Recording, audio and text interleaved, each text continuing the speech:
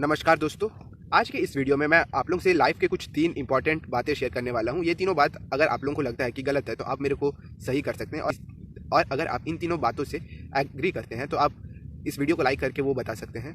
अगर आप लाइक या फिर कमेंट करते हैं तो मेरे को भी ऐसे वीडियोज़ बनाने में और ज़्यादा मोटिवेशन मिलता है। अगर आपको ये वीडियो अच्छा नहीं लगे तो आप डिसलाइक भी करिए, लेकिन आप मेरे को कमेंट में ये बता दीजिए कि कौन सा पार्ट आप लोगों को अच्छा नहीं लगा। तो बिना ज़्यादा देरी के वीडियो शुरू करते हैं। देखिए, लाइफ में 3 चीज़ों में से सबसे इंपॉर्टेंट चीज़ ये है कि हमेशा अकाउंटेबिलिटी लेना। लाइफ में बहुत सारे पर्सन आप लोगों को ऐसे मिले ही होंगे जो अपने अचीवमेंट्स का अकाउंटेबिलिटी खुद ले लेते हैं, अपने जो भी अचीवमेंट्स है उसका रिस्पॉन्सिबिलिटी वो खुद ले लेते हैं। लेकिन जब भी कोई फेलियर या फिर जब भी कोई ऐसे सिचुएशन में पड़ जाते हैं जहाँ पे लोग उनको क्रिटिसाइज कर रहे हैं तो वो बेसिकली स्केप गोट वाला फॉर्मूला अपनाते हैं। स्केप गोट मतलब अपना जो जिम्मेदारी है वो किसी और के मत्थे डाल दो और अपना जो भी जिम्मेदारी है उसे पल्ला झाड़ दो। तो ऐसा माइंडसेट बहुत ही खराब है। अगर आप अपने बुरे सिचुएशन में होने का जिम्मेदारी किसी और के सिर पे डालते हैं तो ये एक तरह से आपका नेगेटिव साइड ही दिखाता है कि आप अचीवमेंट्स को तो इजीली हैंडल कर लेते हैं, आपको अचीवमेंट सुनना अच्छा लगता है, इसीलिए कोई भी अगर आपका अचीवमेंट का गुणगान करता है तो आप सुनते हैं। लेकिन जहाँ कोई पर्सन आपका फेलियर, आपका क्रिटिसिज्म करता है तो आप किसी और के मत्थे वो सारा इल्जाम डाल देते हैं। एक तरह से अगर आप अपने किसी भी फेलियर या फिर अपने किसी भी सिचुएशन का जिम्मेदारी किसी और के सिर में डालते हैं तो बेसिकली एक तरह से आप उस फेलियर को, उस सिचुएशन को एक्सेप्ट नहीं करते, और हो सकता है कि फ्यूचर में आप सेम फेलियर, सेम सिचुएशन में वापस पड़े और आप सेम गलती वापस से दोहराए। इसीलिए कभी भी अपने फेलियर से भागिए मत। अगर आप अपने फेलियर को कभी भी एक्सेप्ट नहीं करेंगे तो आप अपने फेलियर से कुछ सीखेंगे नहीं, और अगर आप अपने फेलियर से सीखेंगे नहीं तो जिंदगी में वापस से हिस्ट्री रिपीट्स इटसेल्फ वाला हो जाएगा, वापस से वो फेलियर आपके सामने आ जाएगा। और बहुत सारे लोग तो ऐसे होते हैं जो अपने हर किसी सिचुएशन का ब्लेम किसी और को देते हैं, और ऐसे पीपल रियली बहुत ज़्यादा नेगेटिव होते हैं। और इनसे ज़्यादातर आप दूर ही बना के रखिए, और आप खुद भी ट्राई करिए कि आप भी हमेशा अपने जो फेलियर से, अपने जो भी गलत डिसीजन है उसका जिम्मेदारी खुद ले। ऐसा ना हो कि आप बोल दें कि मेरा इस डिसीजन का जिम्मेदारी मेरे पेरेंट्स का है क्योंकि उन्होंने मेरे को फोर्स किया था। ऐसा कुछ, आपका लाइफ है तो इसका जिम्मेदारी भी आपका है। कोई अगर आपको कुछ कहे तो आप बेसिकली उसको सुनिए, क्या कह रहे हैं उसको सुनिए, लेकिन हमेशा करिए वो जिसके ऊपर आपको भरोसा है। हमेशा अपने डिसीजंस के ऊपर खड़े रहिए। और इसके बाद सेकंड जो चीज़ है वो ये है कि नेवर लूज होप, मतलब कभी भी हार मत मानो। जैसे कि महेंद्र सिंह धोनी, उनका एक इंटरव्यू मैं सुन रहा था तो उसमें उन्होंने बताया था कि 2013 का जो चैंपियंस ट्रॉफी था वो बहुत ज़्यादा डिफिकल्ट था उनके लिए, क्योंकि देखिए इंडिया पहले बैटिंग करते हुए 130 रन का केवल टारगेट दिया था इंग्लैंड को, और इंग्लैंड इस टारगेट को इजीली चेज कर सकता था, क्योंकि देखिए इंडिया ने 130 का टारगेट दिया था, इंग्लैंड जब बैटिंग करने आता तो उसके पास 120 बॉल में 130 रन बनाने होते। अगर आप इसको T20 के लिहाज से देखेंगे तो ये बहुत ही कम स्कोर है और कोई भी टीम इसको इजीली अचीव कर सकता है। लेकिन महेंद्र सिंह धोनी ने अपने जो भी प्लेयर्स थे उनको ये कहा था कि God is not coming to save us. If you want to win this trophy, we'll have to fight it out. We are the number 1 ranked side, so let's make it sure that they have to fight for these 130 odd runs. आसमान में मत देखो, आज भगवान हम लोग को बचाने के लिए नहीं आएंगे। इस सिचुएशन से हम लोग को खुद ही निकलना होगा और हम लोग को आखिर तक लड़ते रहना है, भले चाहे रिजल्ट कुछ भी हो। जब तक हम लोग लड़ेंगे तब तक हम लोग इस टारगेट को अनचेजेबल बना के रख सकते हैं। और धोनी के जो भी बात थे वो उनके प्लेयर्स के दिल में बहुत ज़्यादा बैठ गया, और हुआ ऐसा कि इंडिया इस मैच को 5 रन से जीत लिया, और इंडिया ने पहली बार चैंपियंस ट्रॉफी को जीत लिया था।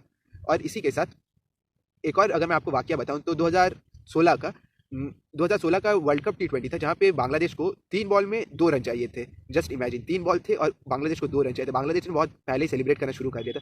फिर हार्दिक पांड्या ने 3 बॉल में 3 विकेट ले लिए और इसी से इंडिया इस मैच को भी जीत गया। तो इसमें भी आप देखिए, जब तक लास्ट में कोई फाइनल रिजल्ट नहीं आता कभी भी सेलिब्रेट मत करिए। जब तक आप फिनिश लाइन को पार नहीं करते कभी भी सेलिब्रेट मत करिए, और जब तक आप फिनिश लाइन को पार नहीं कर पाते तब तक अपना उम्मीद भी मत छोड़िए कि आप ये गेम हार चुके, आप अपनी लाइफ से अब जीत नहीं सकते। नहीं, भगवान हमेशा ऊपर रहता है और भगवान हमेशा उन लोगों का हेल्प करता है जो लोग करेजियस होते हैं, जो लोग अपना किस्मत को खुद बदलने के ऊपर यकीन रखते हैं, जो कि किसी और के भरोसे नहीं जाते हैं।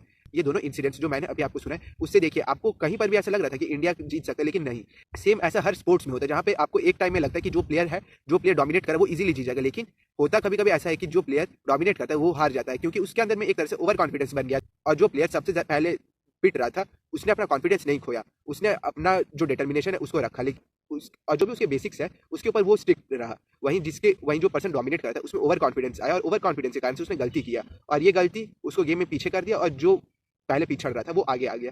तो आप हमेशा लाइफ में कभी भी किसी भी सिचुएशन को लेकर होप मत खोइए, हमेशा डिटरमाइंड रहिए कि जो आपका रिजल्ट है आपको वो पाना है, भले कैसा भी सिचुएशन हो। अगर आप डिटरमिन्ड रहेंगे, अगर आपके अंदर में दृढ़ निश्चय होगा तो यूनिवर्स में जो एनर्जी है वो आपके एनर्जी के साथ मिलकर आपको वो टारगेट अचीव करने में हेल्प करेगा। और जो तीसरा बात है वो ये है कि हम लोग को अपने लाइफ में अगर कुछ भी प्लान करें कि ये हम लोग करेंगे या फिर हम लोग को ये चीज़ करने जाना है, लेकिन तब करेंगे जब एक आइडियल सिचुएशन होगा। तो मेरा यकीन मानिए वो आइडियल सिचुएशन कभी नहीं आएगा। आइडियल चीज़ वो होते हैं जो कि रियलिस्टिक नहीं होते हैं। जैसे कि फिजिक्स या फिर केमिस्ट्री में आपने आइडियल गैस का पढ़ा होगा, आइडियल गैस बस थ्योरी में रहता है। असलियत में आइडियल गैस होता ही नहीं है। तो सेम सिचुएशन आइडियल टाइम का भी होता है, आइडियल टाइम कभी आएगा ही नहीं। जो भी आपको करना है, आपको इस प्रेजेंट मोमेंट में करना है। अगर आप कोई चीज़ करना चाहते हैं और आप सोच रहे हैं कि आप जब 100% बेस्ट हो जाएंगे उस चीज़ में, तब आप वो चीज़ करेंगे। तो मेरा यकीन मानिए, कोई भी चीज़, इवन लियोनार्डो डा विंची जिन्होंने मोनालिसा पेंटिंग को बनाया था, उन्होंने भी ये नहीं सोचा होगा कि जिस टाइम वो बना रहे वो 100% है। कोई भी पर्सन कभी भी किसी भी टाइम में 100% कंप्लीट नहीं हो सकता, क्योंकि दुनिया में देखिए, जो चीज़ इन्फिनाइट है वो है नॉलेज, वो है आर्ट, वो है साइंस। ये सब चीज़ों में आप कभी भी 100% हो ही नहीं सकते, क्योंकि ये सब का कोई अंत ही नहीं है। तो आप अगर कभी ये सोच के बैठ जाएंगे कि तो मैं क्रिकेट तभी खेलूँ जब मैं क्रिकेट में अपना 100% सीख जाऊँ, क्रिकेट में मैं 100% बेस्ट बन जाऊँ, तो मेरा यकीन मानिए आप 100% बेस्ट तभी बनेंगे जब आप रेगुलर खेलते रहेंगे, रेगुलर प्रैक्टिस करेंगे। मेरा यकीन मानिए आप क्रिकेट में 100% के करीब तभी हो सकते हैं जब आप रेगुलर प्रैक्टिस करेंगे, रेगुलर शॉट्स प्रैक्टिस करेंगे, तब आप क्रिकेट में 100% के करीब जाएंगे। और मैं अभी भी ये कह रहा हूँ कि 100% के करीब जाएंगे, यानी 100% नहीं बन जाएंगे। मतलब ये हो 100% बेस्ट मतलब ये होता है कि आप जैसे कि क्रिकेट की एग्जांपल में 100% बेस्ट मैं तभी कहूँगा कि जब आप हर एक मैच में अपना जो रन है वो एक कंसिस्टेंट रन बनाते जाए, मतलब 50 या 100 ऐसा रन बनाते जाए, तब आप कह सकते हैं कि आप 100% है। लेकिन भाई अगर आप किसी एक मैच में 50 या 100 नहीं बना पाए, तो इसका मतलब ये है कि आप 100% बेस्ट नहीं हुए, आपका तब 90s में आ जाएगा। तो सेम चीज़ हम लोग की लाइफ में भी होता है कि आप किसी भी एक पर्टिकुलर टाइम फ्रेम में 100% बेस्ट नहीं हो सकते हैं।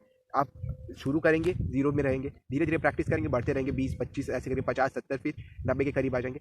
और यकीन मानिए आप अगर 90% भी अपना हाईएस्ट पीक पे आ गए ना, तो आप बाकी लोगों से बहुत ज़्यादा अलग हैं। क्योंकि देखिए बहुत सारे लोग ये कह के पीछे हट जाते हैं कि जब मैं अपना इस आइडियल टाइम में चल जाऊँगा तब मैं ये काम करूँगा, और वो आइडियल टाइम आता नहीं। और कोई लोग कहते हैं कि मैं जब इस काम में 100% बेस्ट बन जाऊँगा तब मैं ये काम करूँगा, और वो 100% भी कभी नहीं आता। ये सब बेसिकली एक तरह से अपने मन को एक्सक्यूज़ देने का ज़रिया है।